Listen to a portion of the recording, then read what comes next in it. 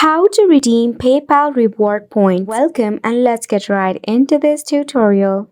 For this, you need to tap on your PayPal application or visit your PayPal website. Tap Open your PayPal application if you have one.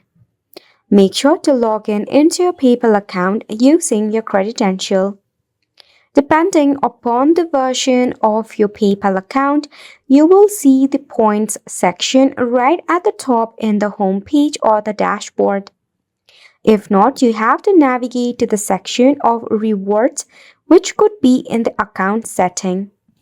Tap on the redeem button.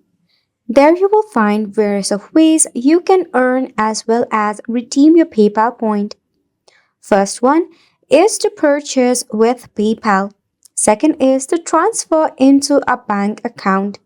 Another could be cashback offers and more. You could select on any of this option that you wish for and tap on redeem now. From here, select on choose a reward to choose a designated reward which you want to receive as a cashback or your shopping credit. By this way, you'll be able to redeem your PayPal points. And it's a wrap for the video as well. Thank you so much for tuning in.